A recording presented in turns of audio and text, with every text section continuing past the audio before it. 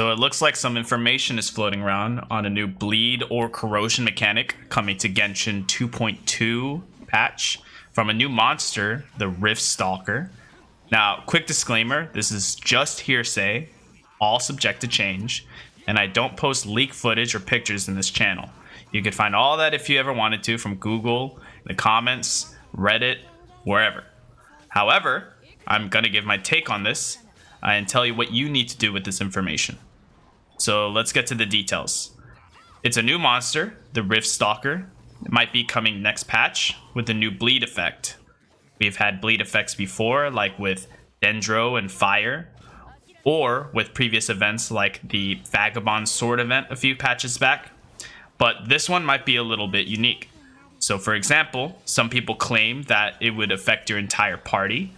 For example, if the effect hits you for 1,000 damage, it hits your whole 4-person team at once for 1,000 damage. Next, it seems to hit you despite invulnerability frames. For example, while you are dodging or using your bursts, it still ticks away at your health, all your team's health. It also seems to ignore shields, which greatly affects viability of certain characters against them. This applies to the attacks, the application of the effect, and the effect damage over time as well. There also seems to be some contention on some effects, however. One is how it seems to stack. Some say if you get hit multiple times, it'll affect you that many more times. For example, if one of the monsters hit you for 1 stack, it hits 1,000 damage. But if you get hit 3 times, it has 3 stacks, hitting 3,000 damage. Others say it affects the frequency instead of the amount, meaning you bleed faster, but analogous to the last example, it still hits you the same 1,000 damage. The second contention is on the amount of damage that the effect will hit you for, which is at this time the biggest factor for how scary this effect would be. Some say it is 1,500 HP lost over time per stack. Others say it's much lower or much higher. At this time, it seems to be really variant. Lastly, some other mechanics or considerations are in play, like a claim that inactive characters will not die from the effect, but only lose health. That being said, what is my take on this? First off, this does raise the skill floor on the game, meaning players who aren't mechanically proficient would be pushed to get better. How much it will raise will depend on how much damage the effect will do.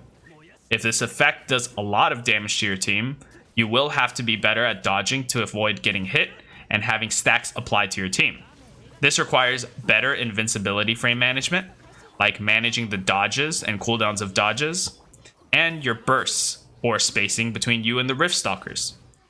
If this does only small amounts of damage, however, it will only be an inconvenience that will situationally affect you.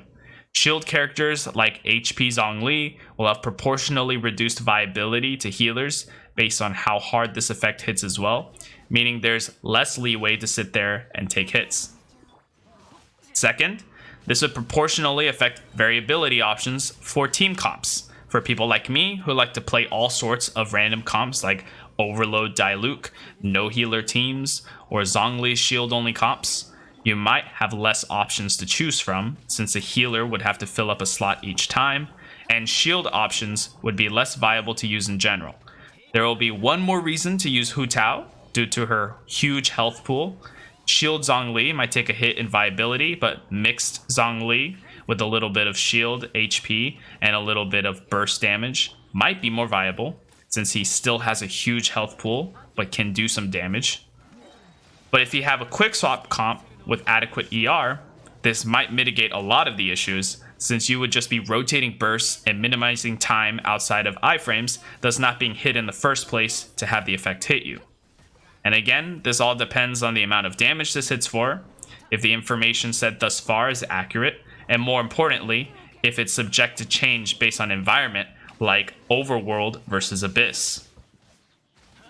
This will also potentially affect how much you need to invest in your character leveling. For example, many of your level 60 out of 70 characters could take a huge hit in survivability, and that you have one more reason to ascend, level, or raise that base HP. Lastly, and in my opinion most importantly, the amount of damage this does will heavily impact how fun these monsters will be to fight. It's a hard balance, but knowing that most characters are between 12,000 to 20,000 HP, outside of Hu Tao, Zhongli, Diona, Bennett, other healers, etc., if the damage kills off these characters way too quickly, it could get to a point where it's just not fun to fight them. It just gets frustrating. Too little damage and people will complain that these monsters were a waste of time and that the game is too easy. Scaling up HP to make up that difference would be an awful way to balance, and based on the HP scaling of Inazuma monsters, this isn't off the table.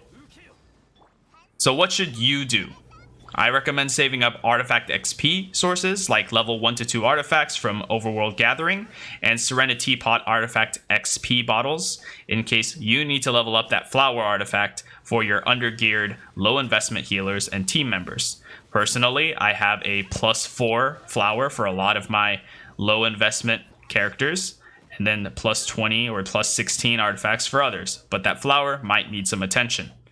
I'd eye that HP scaling healer like Diona or Bennett a little more than the attack scaling Chi-Chi or Sayu, but not do anything quite yet until more information is out.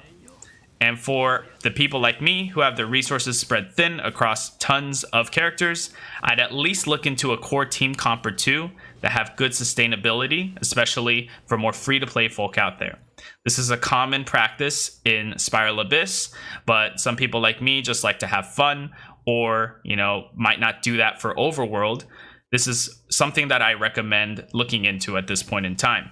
For example, you can have cores like Xingqiu and Bennett, or a team 2 of Beidou and Diona with a core, or maybe even swapping any of those out for a Kaya with first Ascension passive and a Barbara. Things like that, or having a Black Sword for mid-spenders, or even a Aquila for whales, and other ways to kind of get health mitigation from your weapon passives. Anyway, that's all for now. My name is G Milk, and this is the first video I made on this kind of content. I'm going to start making videos very often on covering Genshin news and quote-unquote hearsay. You can always find this information from other places, but to hear more information about why it matters and how it can affect you, along with what you can do now, is what I could bring to the table. If you want to hear more of that type of stuff, give a sub to the channel. You'll be one of the OGs that'll keep ahead of the curve, and I'll catch you next time. Peace.